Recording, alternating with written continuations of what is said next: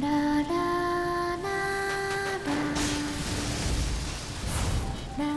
左翼エンジンブロック脱落。もうダメです。諦めるな。まだやれることはある。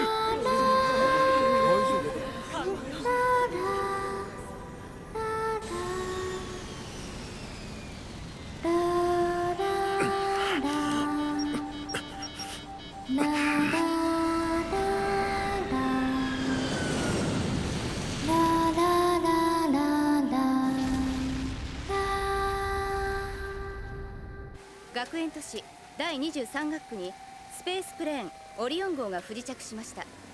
オリオン号は帰還直前に成層圏でデブリと接触、エンジン故障などのトラブルによって不時着に至った模様です。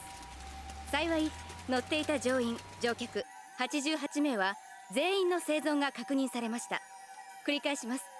乗員乗客88名全員の生存が確認されました。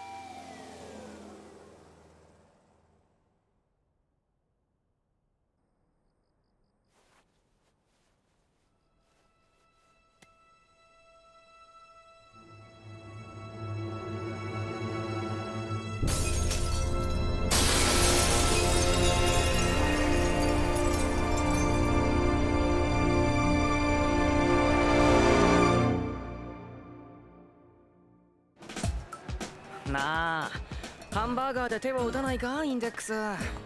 ダメだよトーマ。昨べはとってもひもじい思いをしたんだから。仕方ないだろ。晩ご飯を忘れるとね、存在そのものを忘れられたような気分になるんだよね、スフィンクス。もう分かった、分かりましたよ。好きなだけ食え。まったく。本当だねトーマ。上条さんに二言はねえよ。ねえトーマ、宇宙エレベーターって何？もうトーマ。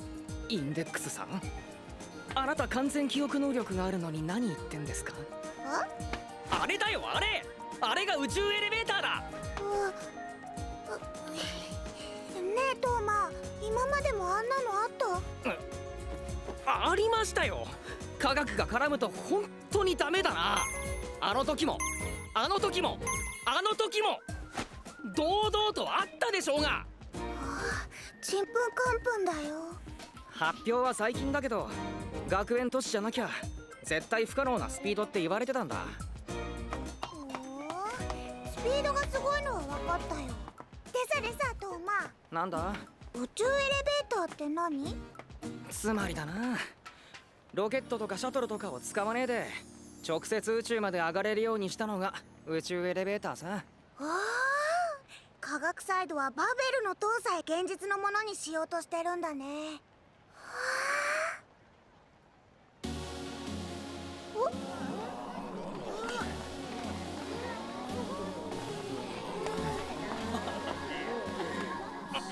ほらインデックス、ここからなら見えるぞ。ペガサス遠い空、グローリア届くように。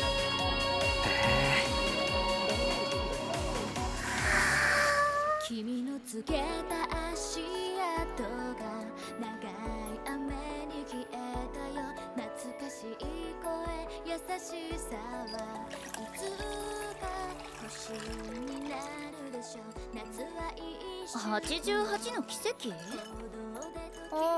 そういえばあったね、そういうの。3年前です。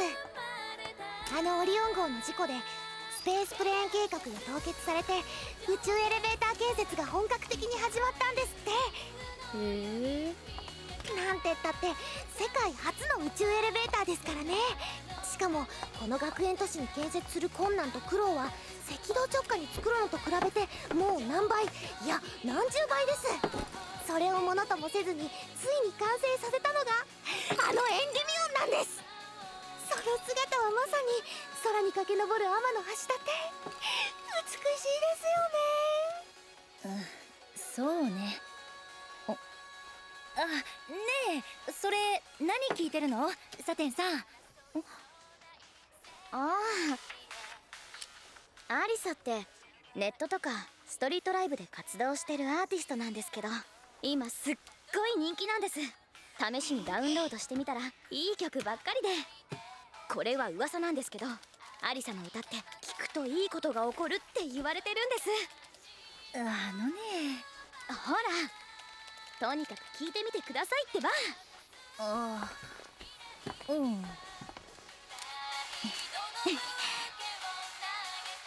あれ、この曲、この人ですね。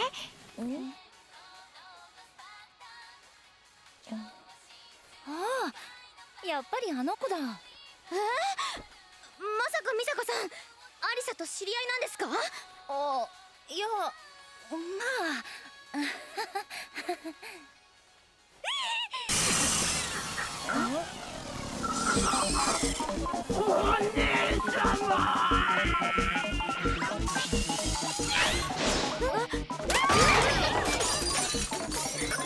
クロコ。こんな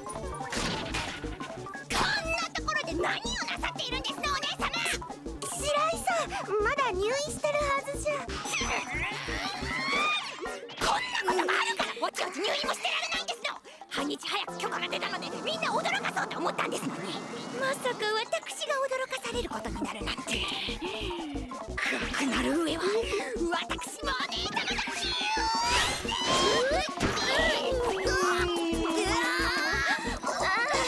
白井さん、落ち着いてください。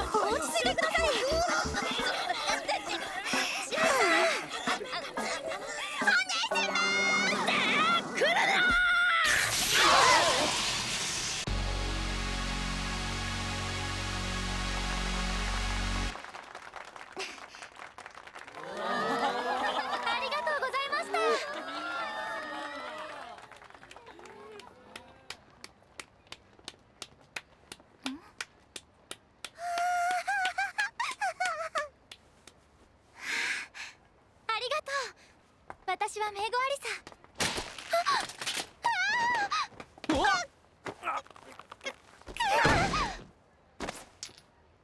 サ。いってって。ご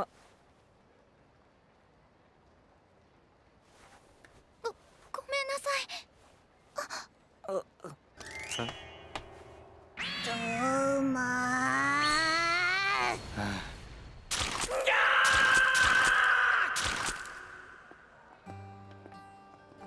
いや、本当にすごかったよ。感動したよ。ねえ、トーマ。俺はあんまり歌とか聞かねえんだけど、そんでもすごかったってのは分かったよ。ほら、お前の曲これに全部落としたんだぜ。ありがとう。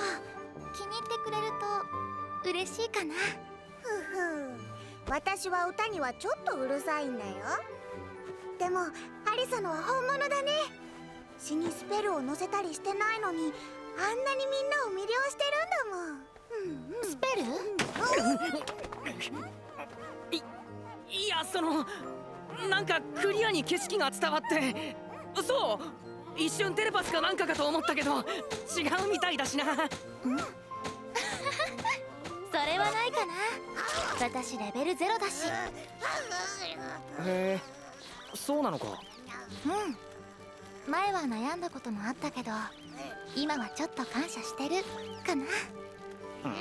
感謝？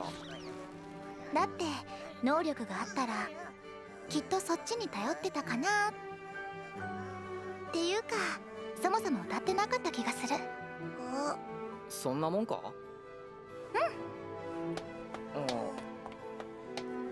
私勉強とかもダメだったし、たった一つできたのが歌を歌うことだったの。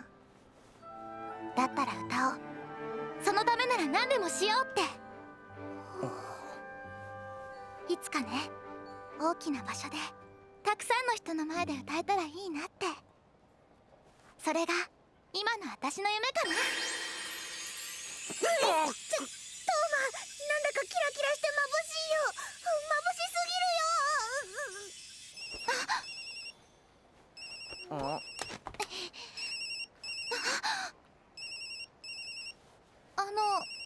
いいかな。はいそうです。はい。本当ですか？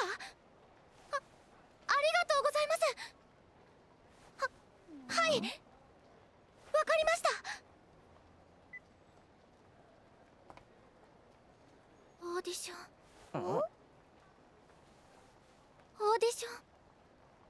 受かったの。私デビューできるんだって。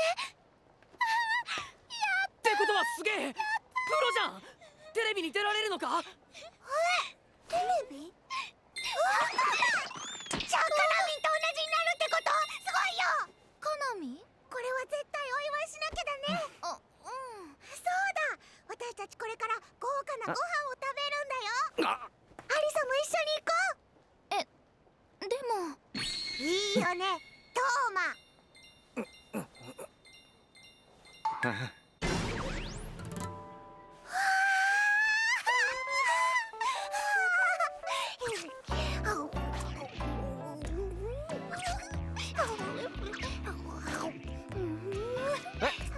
オーディションってあのエンデュミオンに関係したやつなのか？キャンペーンに使うイメージソングに私の歌が選ばれたの。私知ってるよ。宇宙に行くエレベーターだよね。それじゃアリサ宇宙に行くの？それはまだわからないけど、オープニングセレモニーがあるみたいだから。も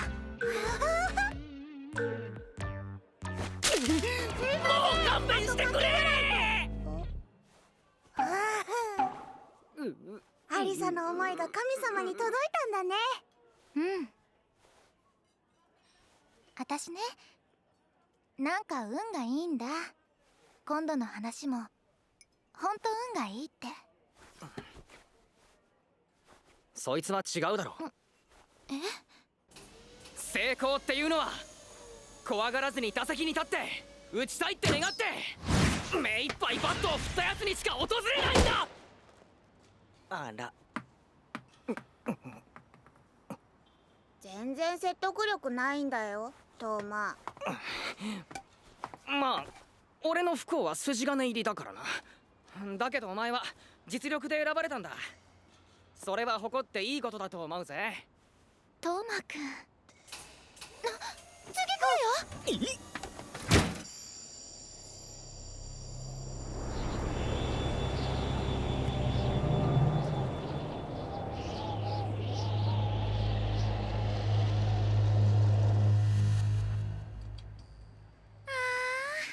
こんなに楽しかったのって久しぶりかな。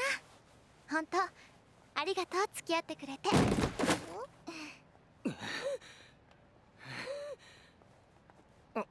俺もレベル0だからさ、夢を叶えようってやつがいると思うとなんか励まされるしな。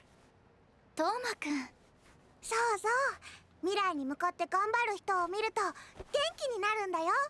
こりゃインデックスさんも頑張らないとな。ってそれは失礼かも。私はもうシスターという立派な職業についているんだよ。それはイギリス正教全体に喧嘩を売っているととってもいいのかな、トーマ。何いきなりスケールアップしてんだよ。お前個人の問題だろ、それは。たまには家事とか手伝えよ。うるさい、私は食べることが仕事なんだよ。偉そうに言ってんじゃねえ。だいたいお前はシスターっていう自覚が。何？あ？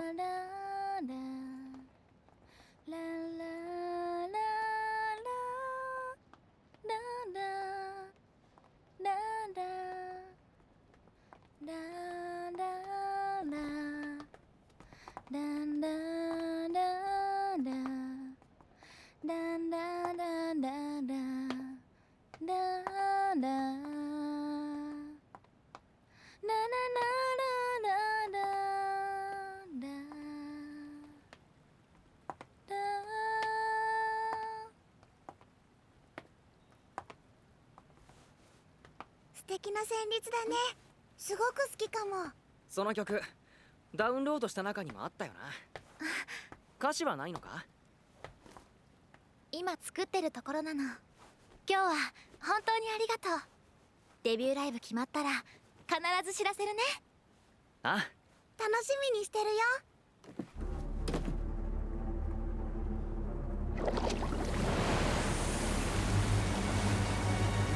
ウンリーネ、杯の象徴により万物から抽出されし者よ。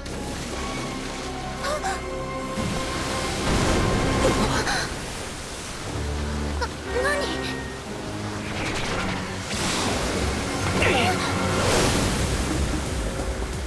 これは気をつけてトーマ。水のエレメントを刺激する術式だよ。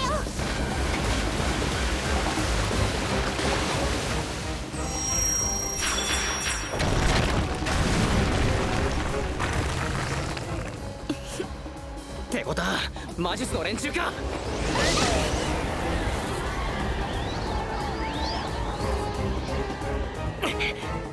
下がってろ2人とも。マリーベイト、足止めして。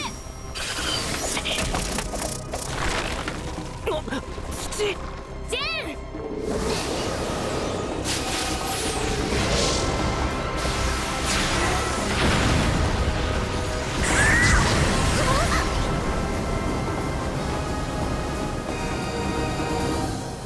何者だよお前ら。どういうつもりだ。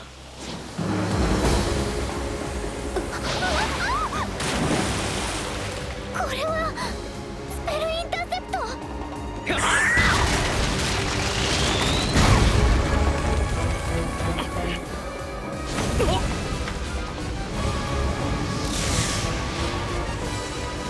れは師匠。なぜ勝手に動いた。僕の命令を待てと言ったはずだ。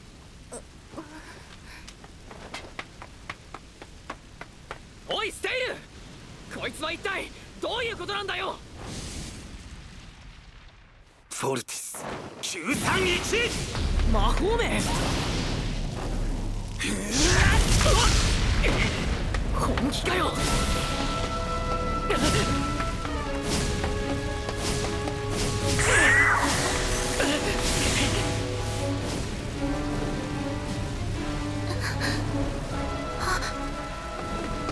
何をほうけている。確保しろ。アリザ。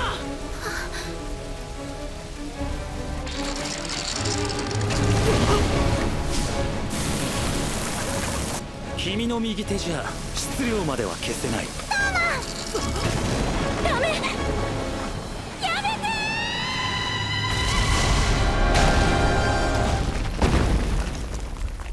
今のは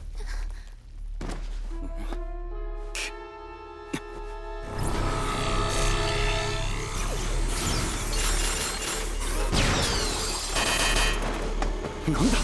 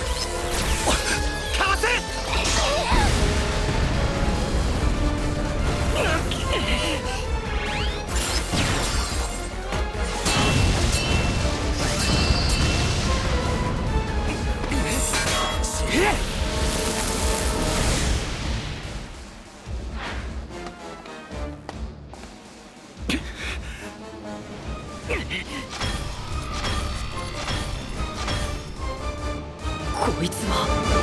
我々は学園都市統括理事会に認可を得た民事解決用干渉部隊である。これより特別介入を開始する。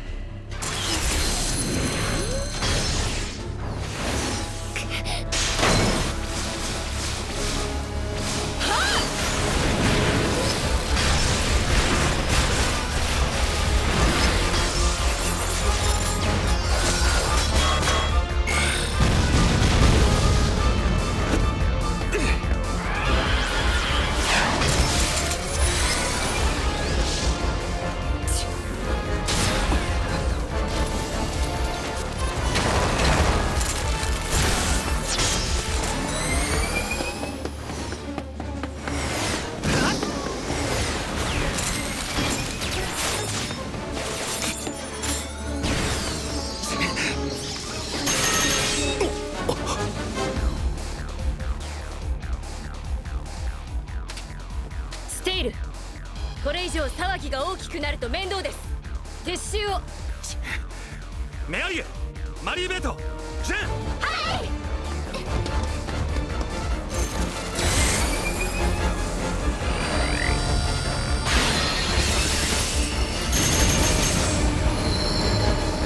ン。やりますね。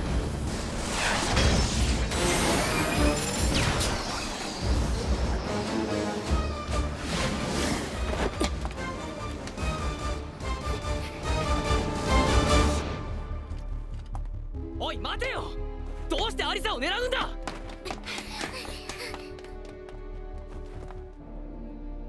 僕ら魔術サイドと科学サイドの間で戦争を引き起こしかねないってことさ。戦争？おい、それはどういう。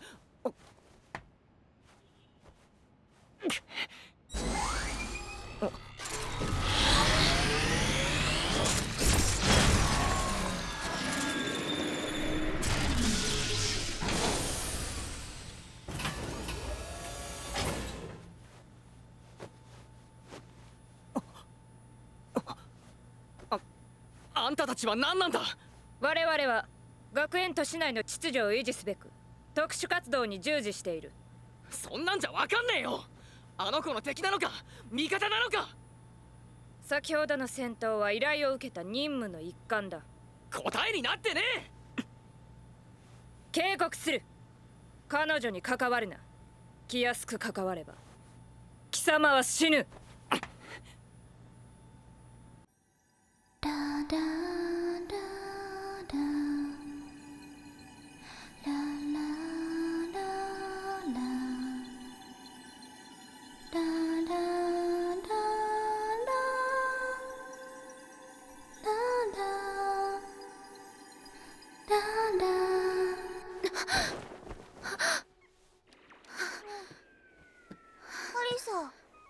おお、気がついたか。ここはお家だよ、トーマのお家。俺んちじゃねえ。いや、正確には学校の寮だけどな。寮？ところで思い当たることあるのか。あいつらが何者なのか。知らなくて当然だよ。だってあれはまだマジで科学だけじゃ割り切れない力ってあるよな。確かに。トーマくんも信じてるの？何を。不思議な科学じゃよくわからない力みたいなのがあるかなって。まあ超能力だって不思議っちゃ不思議な力だしな。いや、ごめん。アリサはそういう力があってほしいの？実はね、私がそうなんだ。歌を歌ったりする時だけなんだけど、何か計測できない力みたいなのがあるらしくて、今も霧ヶ丘で定期的に検査を受けてるんだけど、結局何かはよくわからなくて、もしかしたらみんなが私の歌を聴いてくれるのってその力のせいじゃないのかなって。違う、そんなもんなら俺の右手が。そうだよ、アリサの歌は本物だよ。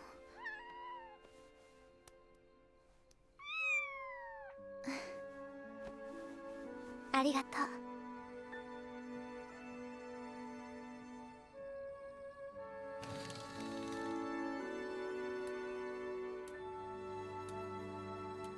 私ね、歌でみんなを幸せにしたかった。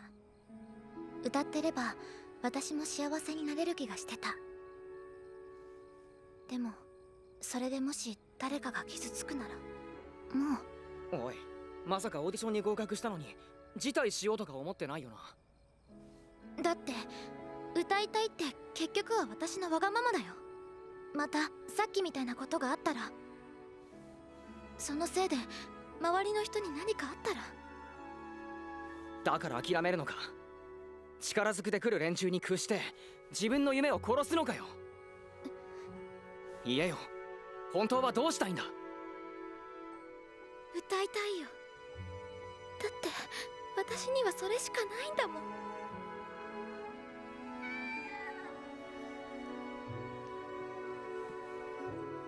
なら歌えよ。やりたいことがあってやれる力があるならやらなきゃダメだ。だから考えようぜ、お前が安全に歌える方法を。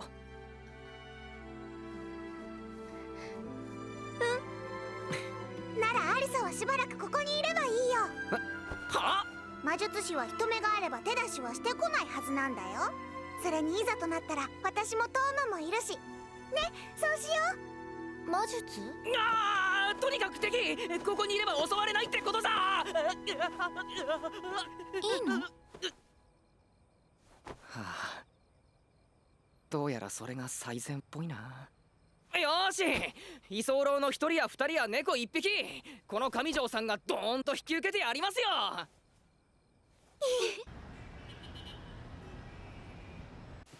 はい。敵は分類不能な能力を使っていました。能力ね。でも今時は能力なんていくらでも生み出せるのでしょ。特にこの町では。今回の敵は相当に珍しい種類の力だと思います。レアアースを自在に操るあなたの能力も十分に珍しいと思うけど、シャットアウラ。単に少ないという意味での珍しさではありません。あなたのおっしゃる通り、名号アリサは襲われた。一体何者なのですか？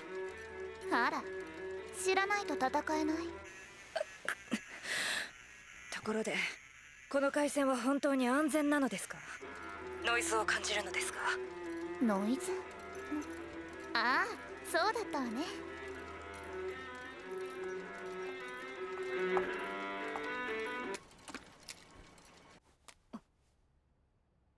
どう？ノイズはなくなった？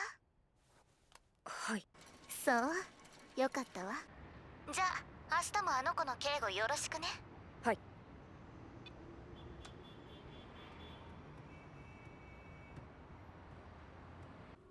ええか神谷、アイドルを応援する醍醐味っちゅうのはお互いにあるんや。特に今のこのご時世、このアリサちゃんみたいに突然火がついてじーっと目を離した隙にあっちゅう間にメジャーになってしまうんや。ほんま一瞬たりとも気抜けん世界なんやで。そうでございますか。神谷、今日はなんかお疲れモードだにゃ。寝不足なんだよ。昨日からもう一人居候が増えて、枕も毛布も全部奪われた。寝不足、枕全部奪われた。どうしたの？はいはい、みんな席に着くのですよ。授業が始まるのです。上条ちゃん、なんだかすごく顔色がひどいのですね。寝不足はダメなのですよ。じゃあ寝てていいっすか？そういうこと言う子は早速今日から補習なのですよ。いい。一緒に頑張りましょうね、上条ちゃん。だからね、トーマはいつも私のこと子供扱いするんだよ。それはインデックスちゃんが可愛いからじゃないの？なんか言った？このサイドから聞いちゃうけどさ、インデックスちゃんとトーマくんってどういう関係？トーマがご飯を作ってくれて私が食べるんだよ。あと私が困った時には必ず助けてくれるかな。ああ見えて実は結構すごいんだよ、トーマは。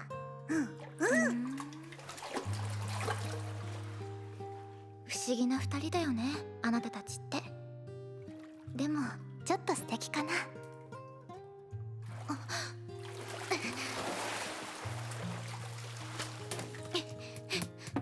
リサ？アリサ？どうしたの？待ってて、歌詞思いついたから。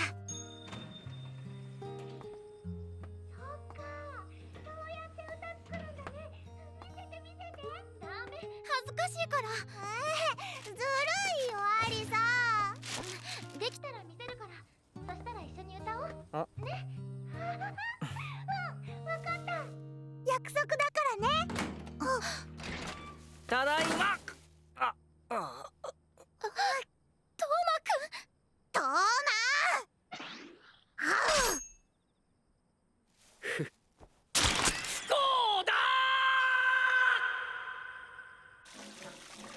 明日？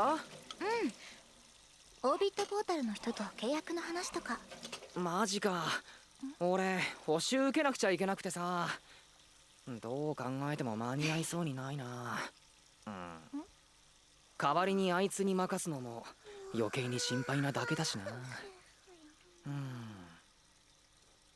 なあアリサ、誰かいないのか？頼れそうで一緒に行ってくれそうなやつ。やっ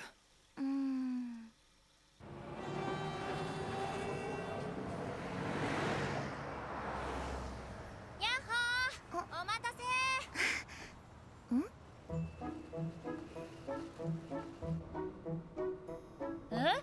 オービットポータルって3年前オリオン号の事故を起こした会社なの？はい、社運をかけたスペースプレーンが落ちたことで倒産状態になってたんです。でもその直後に買収されて奇跡の復活、今回のエンデュミオンを実現に導いたんですよ。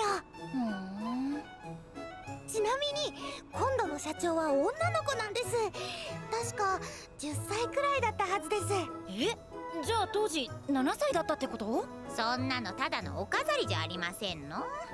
だいたいゴスロリ美少女社長なんて盛りすぎでもはやうさんくさいですわ。そんな包帯ツインテール車椅子ほどじゃないですよ。ういはる。でこれは都市伝説なんですけど、彼女は実は宣伝用のホログラフィーとかロボットじゃないかっていう話があるんですよ。眉唾ですわね。あながち嘘でもないかもですよ。思いません？なんかすごくお人形さんっぽいっていうか。美佐子さんどうしたんですか？いや、なんかその人形。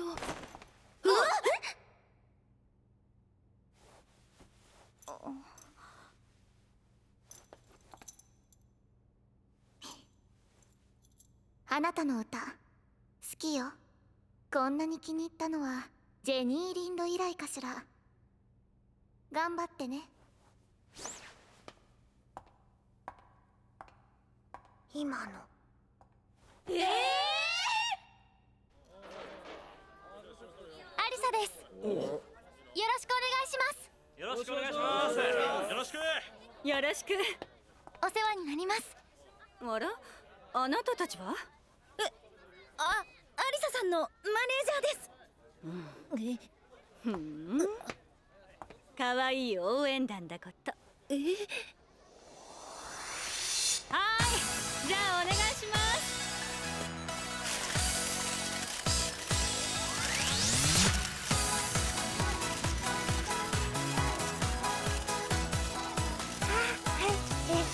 ごめんね、こんなことにまで付き合わせちゃって。緊張します。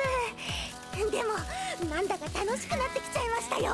ほら、早く前に行きなさいな。でもさてさ、こっちです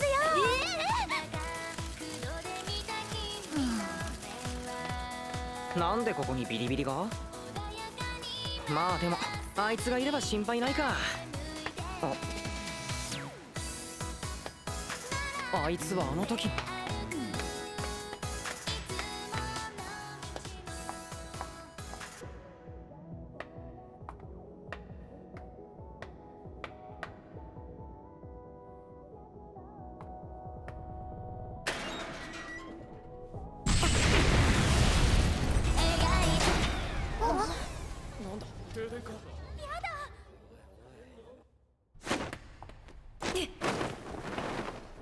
名護アリサは我々黒カラス部隊の庇護下にある。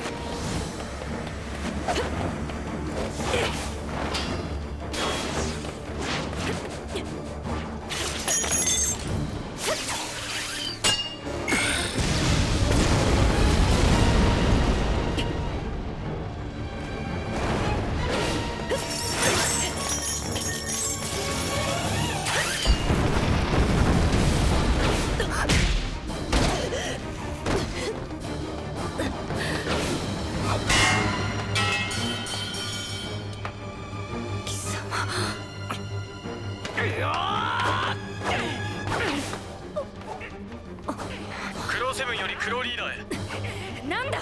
D ブロック基部で爆弾を発見。複数個です。すぐに退避しろ。他のユニットはメイゴアリスを誘導。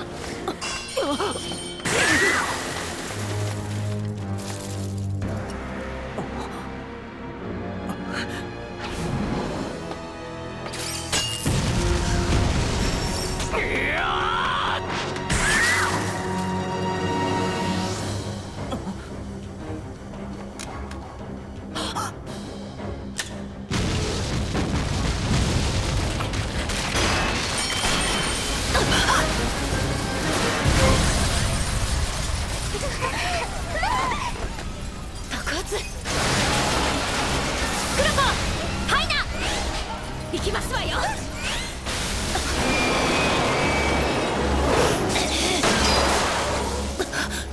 全部は無理。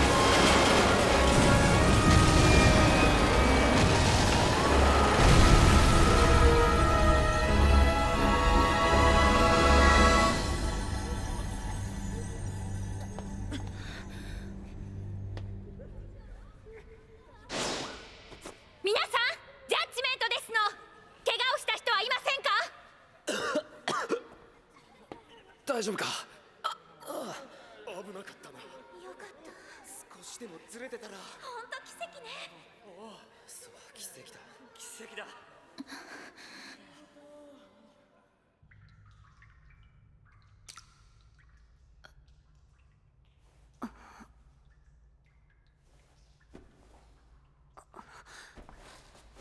おい、そこどけ。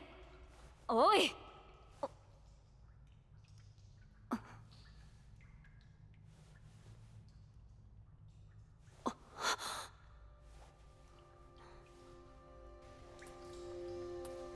メイゴアリサは無事なんだが、死傷者はゼロ。そうか、分かった。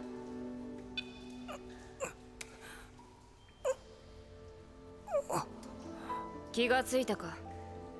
ここは無理はするな。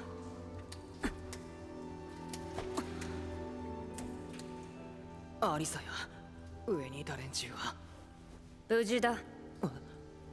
観客もメイゴアリサもお前の仲間は？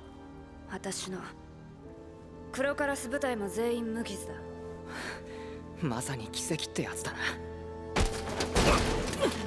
私の前でその言葉を口にするな。偶然の結果がたまたまその方向に向いただけだ。あるのは量子力学的な偶然の偏差と都合のいい結果を求める人のいびつな欲望だけだ。人は怠惰で愚かだ。都合のいい見えざる手など存在しない。あんたが鉄壁の委員長だってのはよくわかったよ。でもあいつの歌ちゃんと聞いたことあるのか？いっぺん聞いてみろよ。やっぱり奇跡はあるって思うかもしれないぜ。私の脳はある事故で音楽を認識する機能を失った。音の工程とリズムを処理する機能のみが喪失してしまったらしい。私にとって歌は耳を汚す醜悪なノイズでしかない。すまない。あんたのシャットアウラだ。シャットアウラセクエンツィア。シャットアウラ。俺はなぜ謝る？私は今の自分に満足している。おかげで歌にも奇跡などという言葉にも惑わされずに済むのだから。第7学区内ショッピングモールでの爆発事故のニュースです。ショッピングモール地下の施設で何らかの爆発があり、原因の調査が進められています。事故当時、歌手のアリサさんのライブイベントが行われており、多くの観客が会場にいましたが、奇跡だね。そう、奇跡。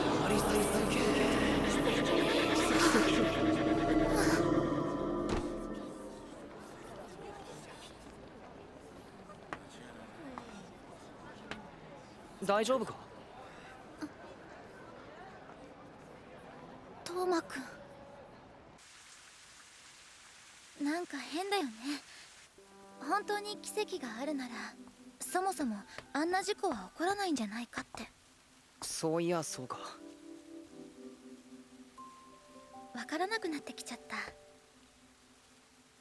昔も大きな事故に遭ったことがあるらしいし。らしい。私3年より前の記憶がないの。この名前も施設の人がつけてくれたものなの。だからこれが自分だって言えるものがなくて。だけど歌を歌ってるだけで心が温かくなって、何かが湧き上がってきて、歌があればいつか取り戻せそうな気がするの。私がなくした何かを。俺もなんとなくだけどわかるよ。少なくともお前には信じてるものがあるんだ。ならきっと大丈夫さ。いよいよあさってはエンデュミオンの完成披露式典ですね。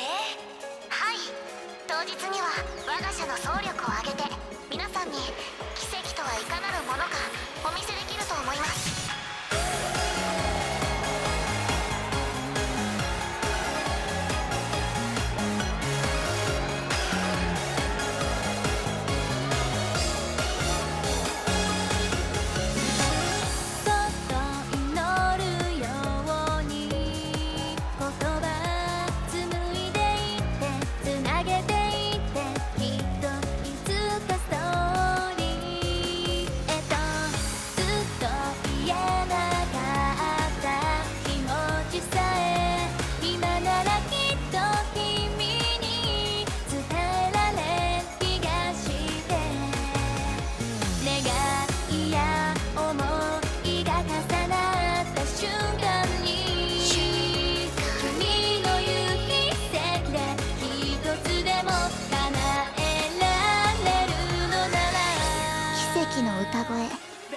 平凡だけど実効性が伴えばこれだけ強いコピーはないわ。そう思わない？いえ、私は奇跡など信じていませんので。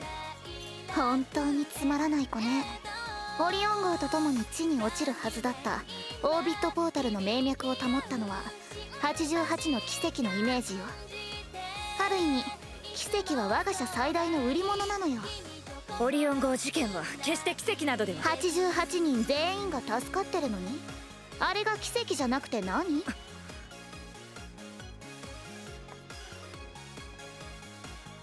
さあこれでようやく全ての準備が整ったわ。いよいよだね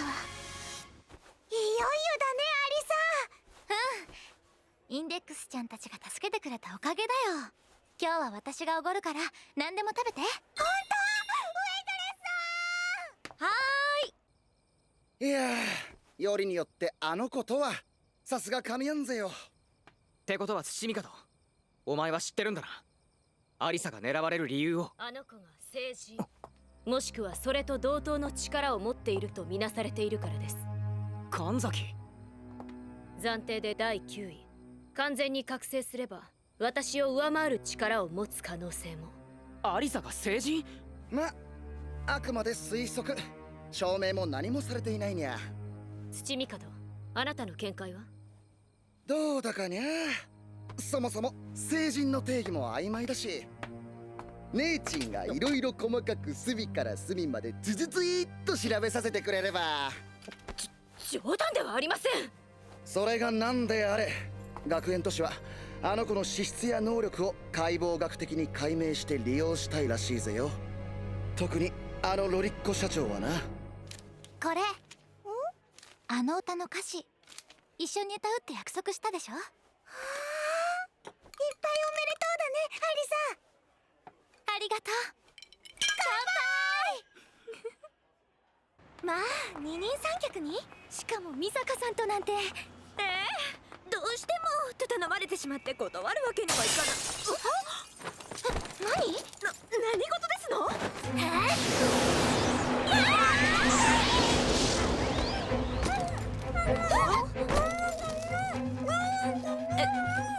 何ですって？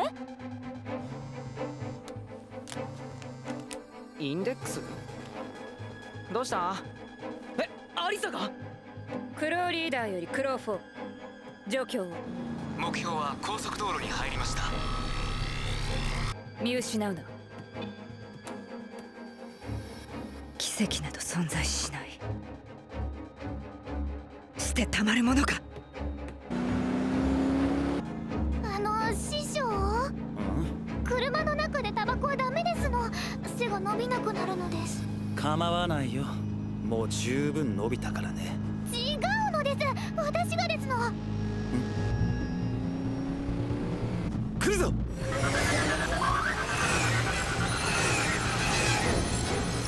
メアリー、前に出すな。勝手。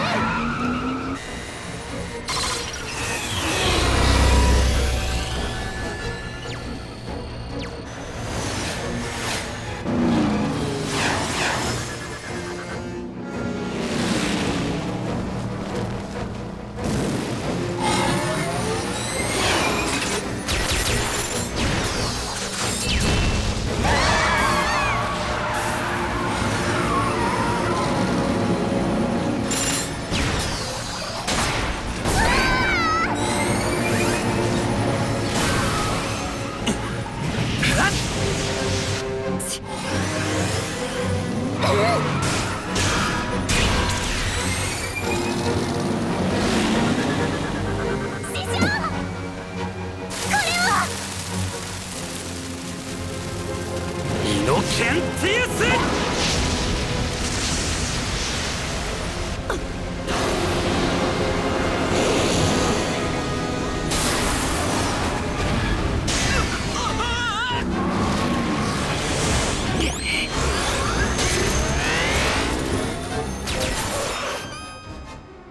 この先だ。先生、急いでくれ。分かってます。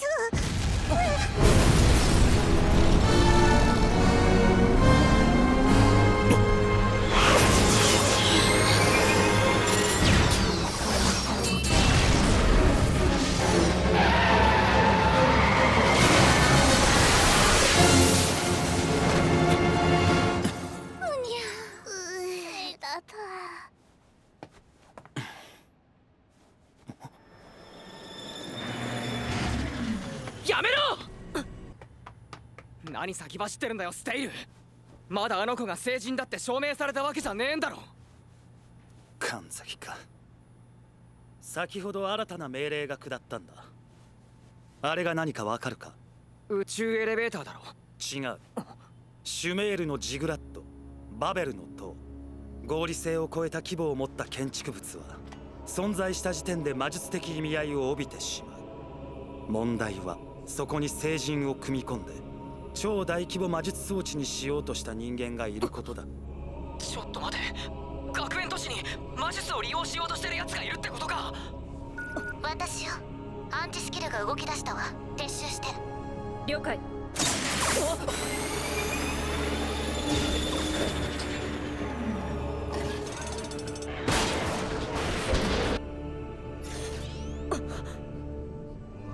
まさかそんな。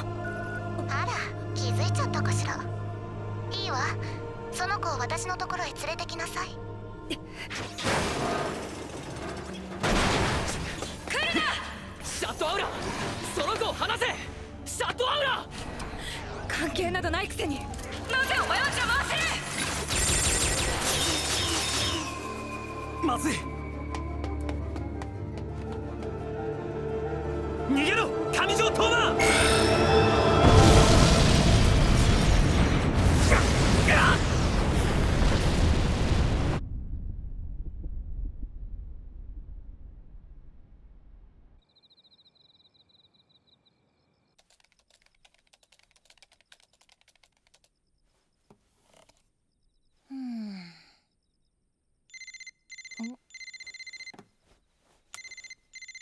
サテンさん？もしもし、どうしたの？うんえ、アリサさんが？はい、さらわれたのは彼女でほぼ間違いないんじゃないかって。わかった、私もすぐ行く。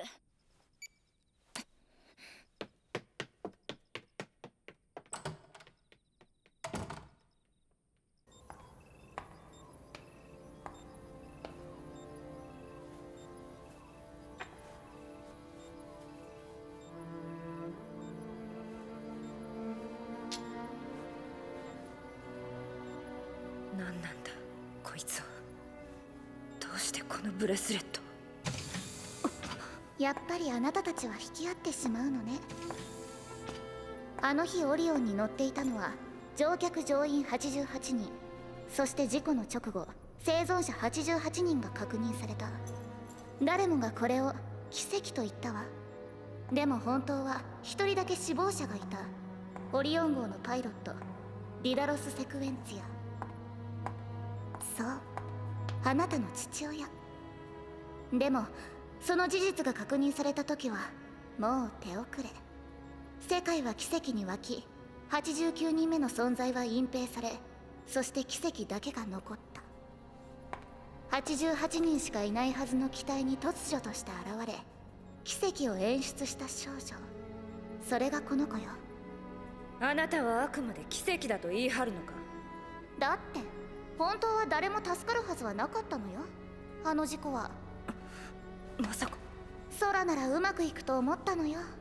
なのにあなたの父親以外みんな助かるなんて。まあ思わぬ副産物ができたのだから、ある意味成功と言えるかしらね。お前なのか。お前のせいで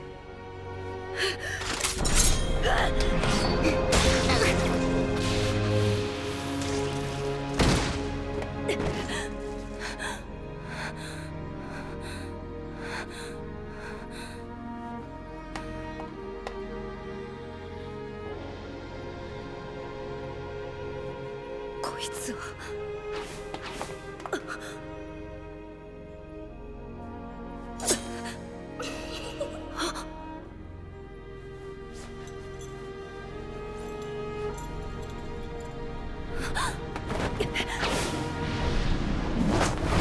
お前は何の時だ。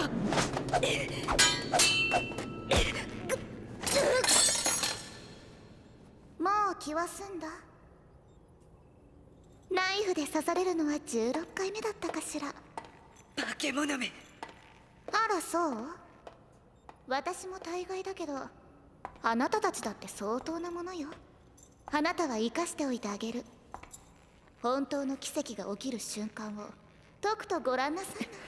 貴様が何者でも何を企んでいても絶対に潰してやる。絶対にだ。期待してるわ。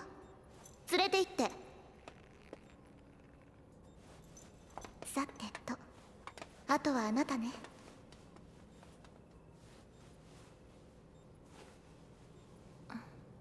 おはよう。あなたにお願いがあるの。名護アリサさん。招待ナンバー2033から2152までの方は17号リニアにご搭乗ください。いよいよ明日の完成披露式典を控え、エンデュミオンには式典の招待客が続々と集まっています。それじゃやっぱり。アリサは帰ってないよ。私もあちこち当たってみたんだけど。そうか。どうも。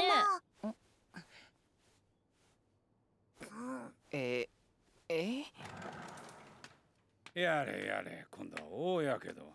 そんなに入隊員の記録を更新したいのかい？ああ、いや、そんなことは。はい、カミヤン。ちょっといいかにゃ。クローセブンより前期システムへの侵入に成功した。決着は僕らがつける。決着？レディリー・タングルロードは本来こちら側の存在。ギリシャ占星術を得意とするシビルだ。彼女は名護アリサを核にして術式を構築しようとしている。エンデュミオンを使った超巨大なやつだにゃ。そんなもんが実行されたら北半球がまるっと全滅ってクラスのな。とにかく問題が魔術である以上、これは僕らの領分だ。君たちは引っ込んでいろ。対処できるのか？場所は宇宙ぜよ。核を始末。いよいよとなればあの塔ごと破壊する。核を始末ってつまりアリサを殺すってことか。まあそうなるね。アリサはな、あいつは夢があってそれに向かって一生懸命努力してて、そんな女の子がどうして北半球をぶっ壊す悪者扱いされなきゃならないんだよ。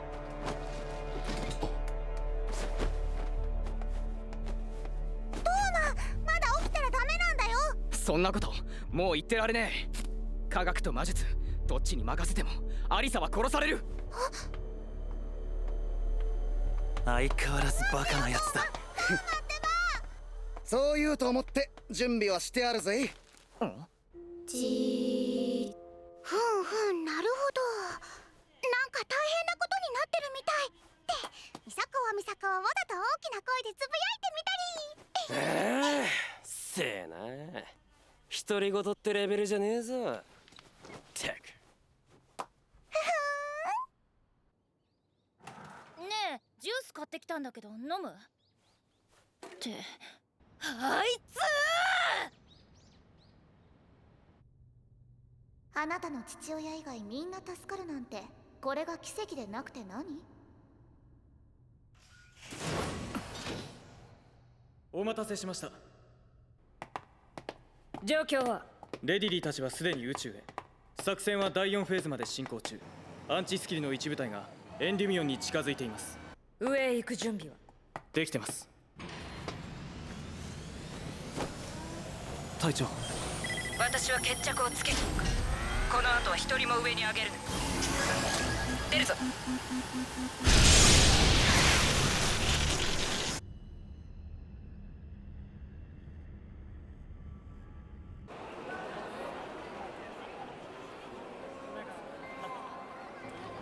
ただいま式典の中継回線の調整のため一時的にネットワークを遮断しています。復旧までもうしばらくお待ちください。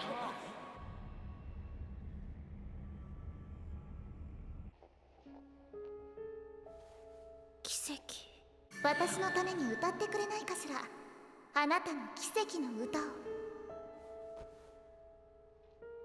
トーマくん、まだ悩んでるの？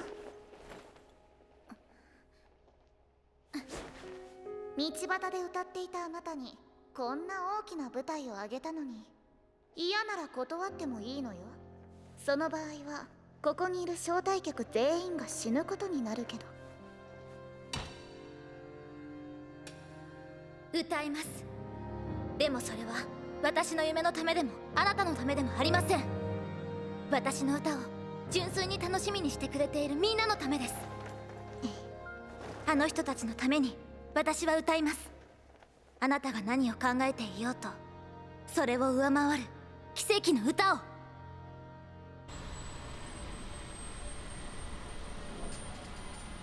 これはバリスティックスライダー。学園都市の次期主力宇宙輸送機関のコンペで敗れた不遇の新型シャトルシステム。ガミアンにはこれで行ってもらうぜよ。どこに？宇宙に決まってるぜよ。地下のリニアトンネルや資材搬入路はどうなってるじゃん。全て閉鎖されています。ということは今使えるのはこの橋のみか。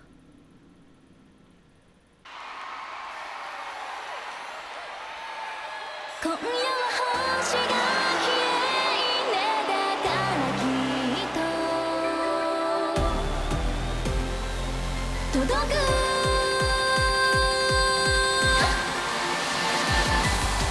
突撃。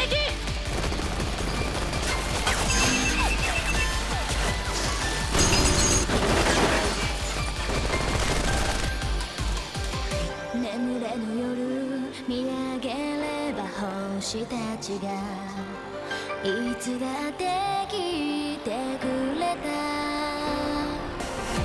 信じてるのでも本当は怖い。頼むぜよ神谷。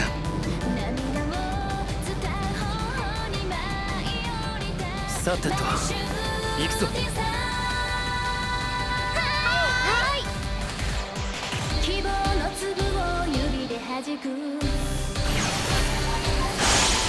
この瞬きを光に変え、一つ願いを航空を突き抜けて募る想い。この空高く積み上げたなら届くかな、きっと届く to wish your happiness。 生と死、有限と無限、全てが交差するこの空間では地上とは違う法則が働く。人々の熱狂と血は神々の宴に捧げる供物。その息吹がエンデュミオンの永遠の呪いを打ち破る。あれはすごい、見たことないほど巨大な魔法陣だよ。地球そのものを術式の一部に取り込んじゃってる。あれが発動したらどうなる？何が目的かはさっぱりわからないんだよ。コエティア系だとは思うけど、こんなのは記録にないもん。なんだ？はーい、神やん。早速だけど残念なお知らせだにゃ。エレベーターに装備されたアンチデブリミサイルにロックオンされたぜよ。おい、どうすんだよ。こっちには武器なんか。もちろんあるぜ。レイチン、出番だぜ。土見方覚えておきなさい。募る想い、この空高く積み上げたなら届けたな、きっと届く to wish our happiness。 誰の夢にも空にも終わりはないから歌い続ける永遠に響く声。幾千の時も声届けたい。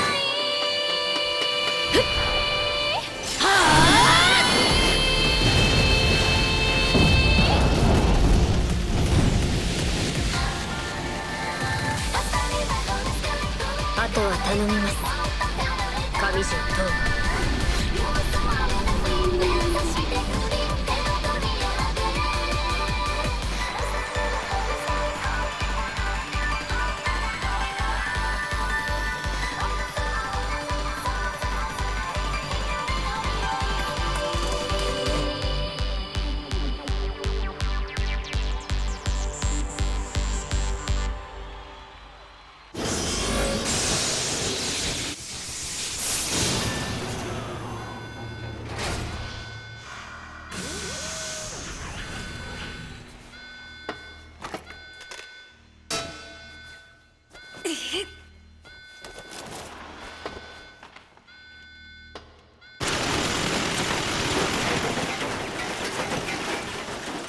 東馬。まだしばらくかかるそうです。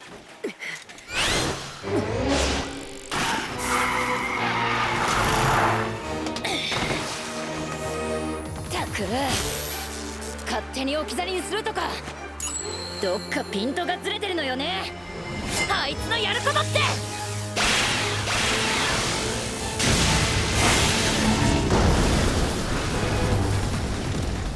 ねえクロコ、頼みがあるの。あんたはここを守って。お姉様、まさか。あんたにしか頼めないのだからお願い。お姉様、頼むわよ。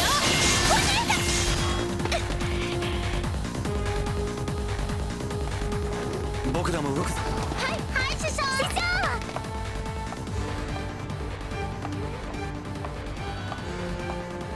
下は大騒ぎみたいね。でももう間に合わないわ。それはどうかな。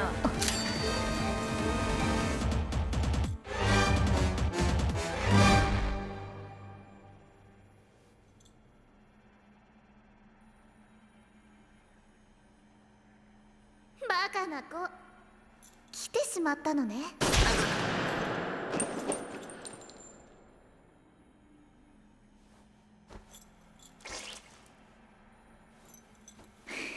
言ったはずだ、絶対に許さないと。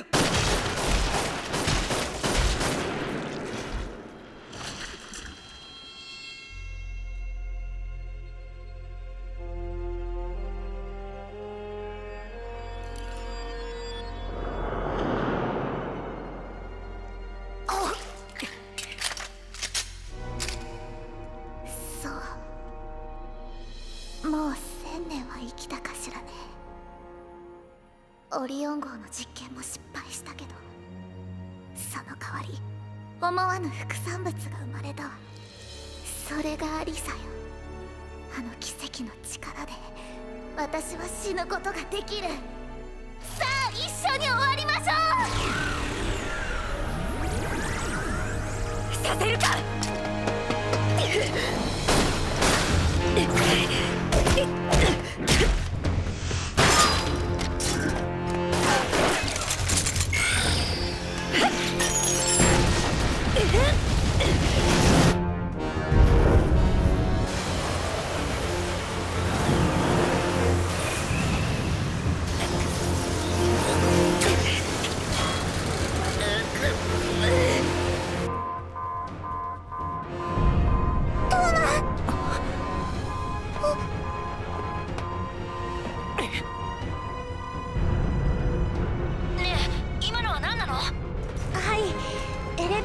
中継ステーション付近で爆発があったみたいです。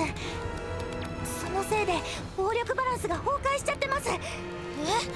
それじゃあこのままだとエレベーターが倒壊してそのまま地上に倒れます。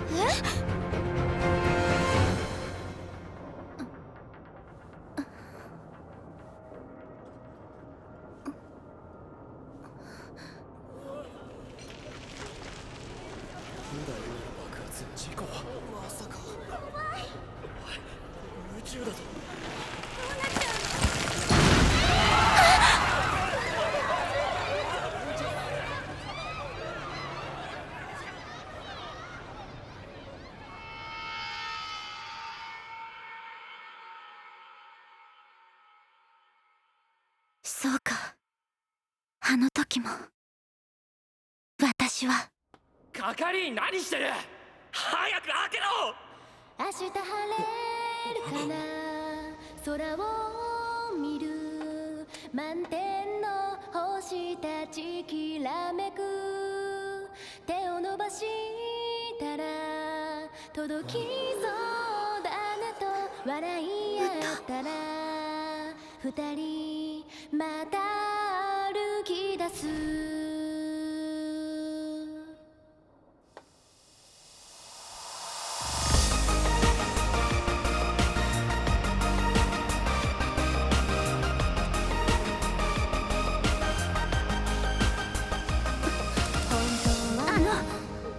こちらからどうぞ。一人の夜が不安でメールをしたの、たくさんの夢とか理想の中に。爆発は38回目。真空にさらされたのは初めてだけれど、今度こそ終わりよ。絶対に死んでやる。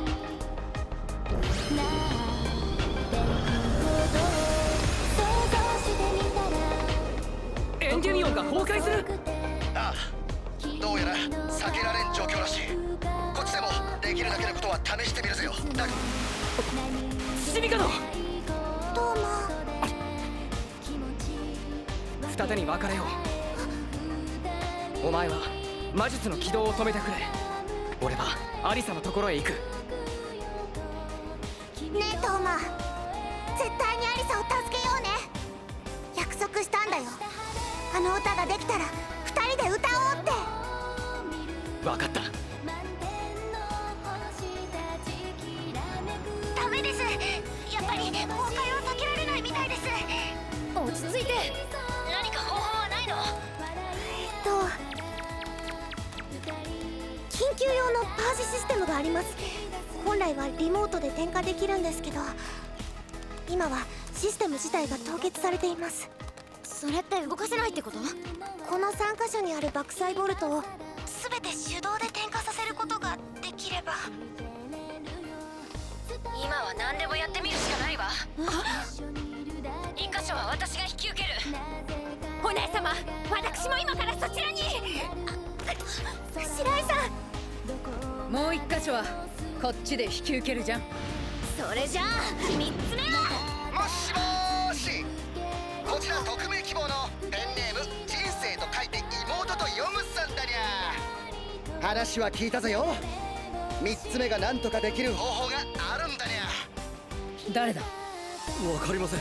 誰だか知らないけど、暗示スキルの暗号通信に割り込めるってことはただのやじ馬やいたずらじゃないわよね。てなわけでステイル、一つ頼むぜ。仕方ない、使われてやる。うるさいんだ。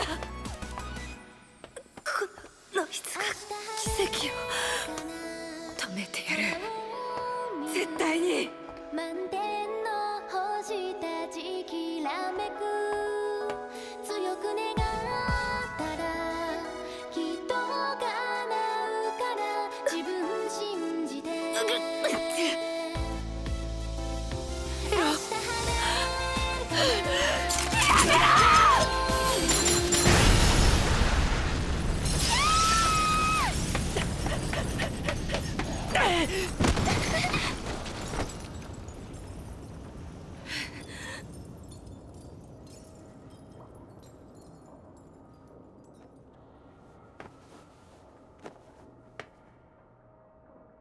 トーマくん。間一髪か。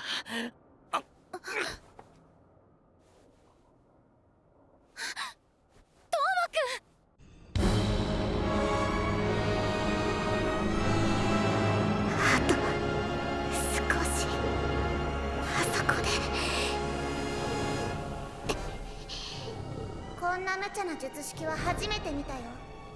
地球を壊しちゃう気。魔力を生成するための回路が乱れてるどころじゃないよ。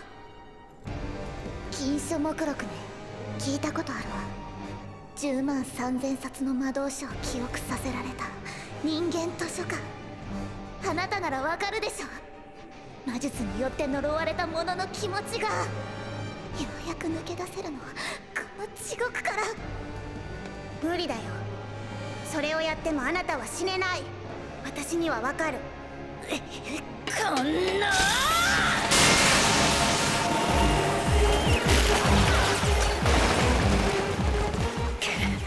早くしないと全部手遅れになるじゃん。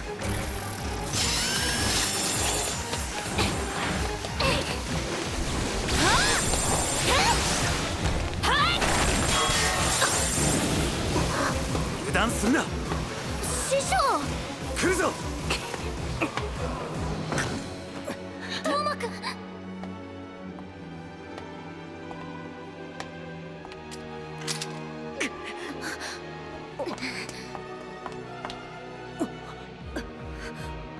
やめろ、シャットアウラ。こいつの存在がレディリーの計画を生み出した。その裏の規制もこいつの歌が、こいつの起こす奇跡が人を惑わせる。だから殺す。な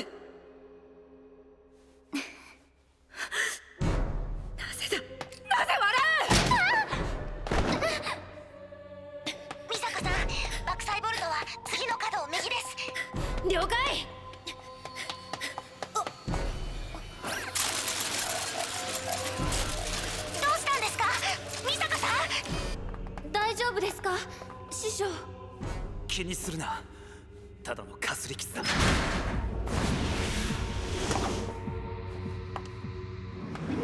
匠、ここは私たちが。何を言っている。僕だって頼まれた仕事は最後まで。こちら読川、すまない。このままじゃたどり着けそうもないじゃん。大丈夫です。構わず3カウントで点火してくださいとミサカはお願いしてみます。お姉様。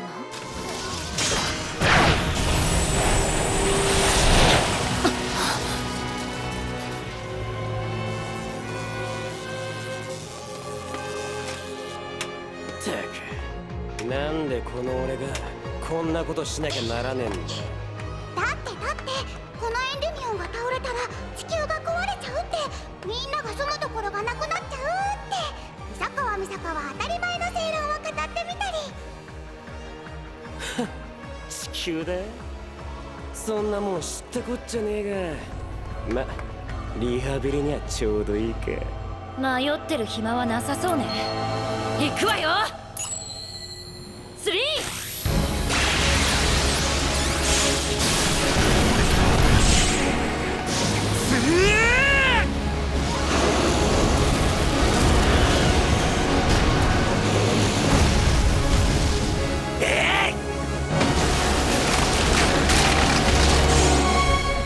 なんですの。やったの。大変。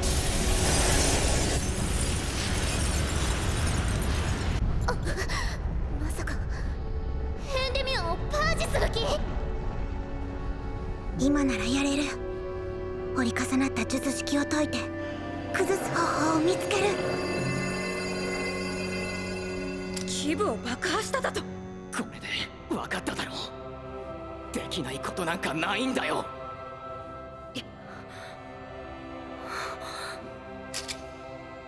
オリオン号の機長だった私の父はあの事故でたった一人犠牲になった。私も他の乗客もみんな助かったのに、だから私は奇跡を否定する。奇跡などに頼らず自分の力のみで戦った父の意志を継ぐためにも。お前の親父さんはお前や乗客を守ろうとした。たとえ可能性が 1% もなくたって限界までやればなんとかなる。そう信じて最後まで頑張ったはずだ。だからこそお前や他のみんなも助かったんじゃないのか。奇跡は起こった。お前の親父さんこそ奇跡を起こしたんだ。それを否定するってことはお前自身がもう一度親父さんを殺すことになるんじゃねえのかよ。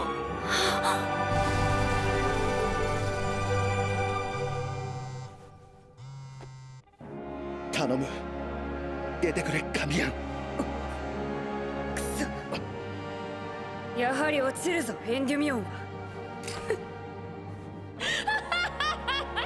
何が88の奇跡だ。何が奇跡の歌だ。なら今すぐ救ってみせろ。地上に落ちるエンデュミオンから全ての人間を救ってみせろよ。その女もお前も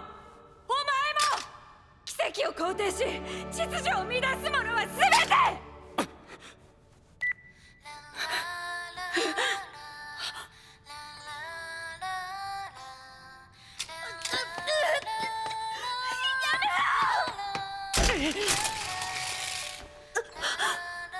お前のやり方で奇跡を否定しても秩序なんて生まれない。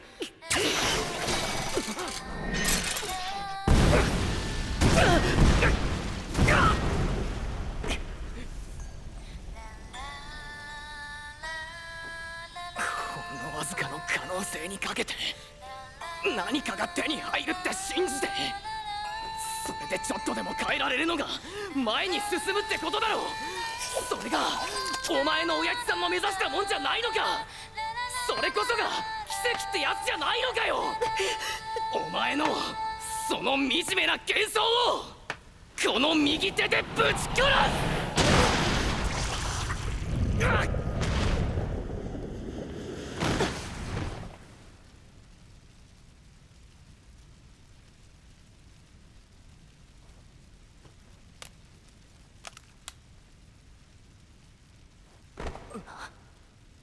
シャットアウラ、音楽ってのはいいもんだぜ。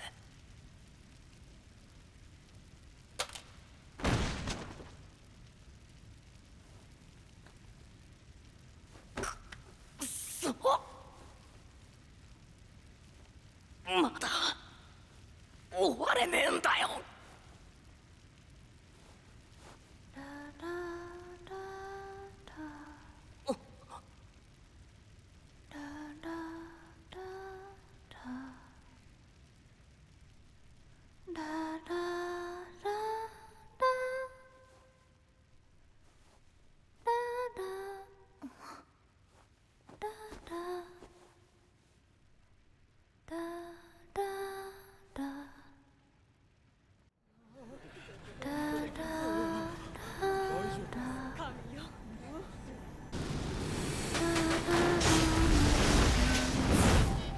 左翼エンジンブロック脱落。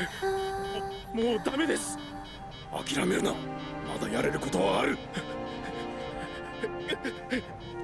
どうした。おい。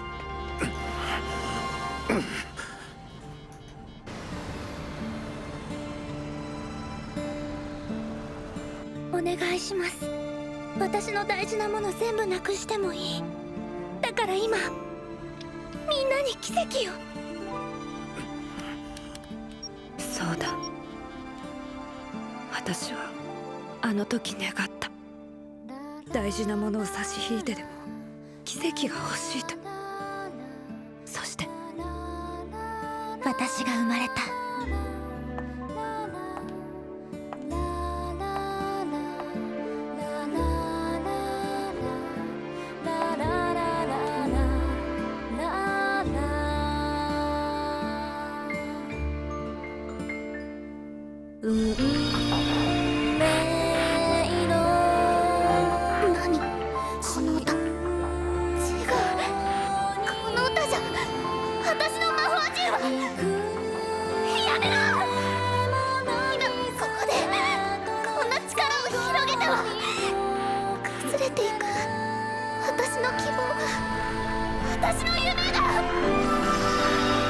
私は歌おう。今光を集めて無限へ変えた愛を静かに眠らせてあなたへ歌おう。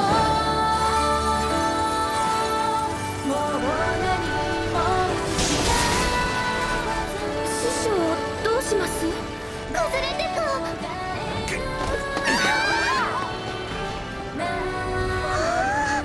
空を飛んでるって。イサコイサコ。こんなことは今回限りだからな。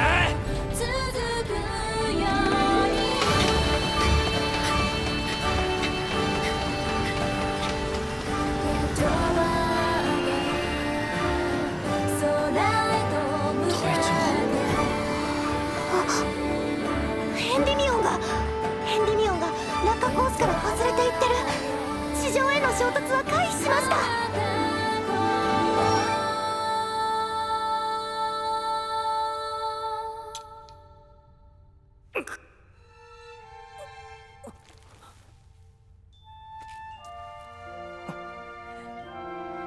やりやがったな。きっと世界に届いたぜ、お前の歌。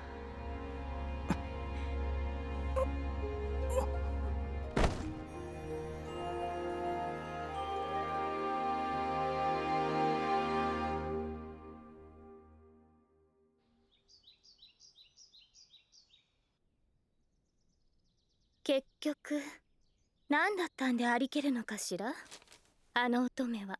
そうだね。例えるならば願いというところかな。願い？能力者のものでなくとも人の願いというものは主観を歪めてしまう。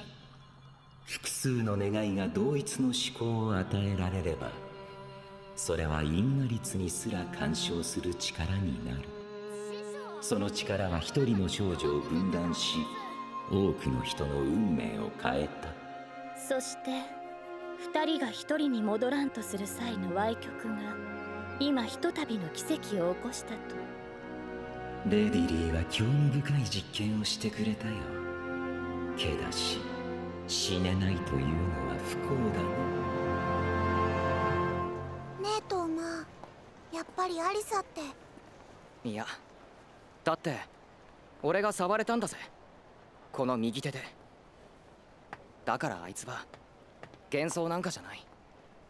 歌が好きで、歌でみんなを喜ばせるのが好きで、それだけの普通の女の子なのさ。そうだね。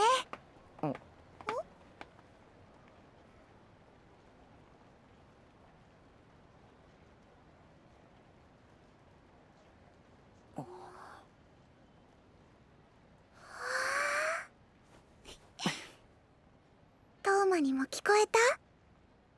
ああ。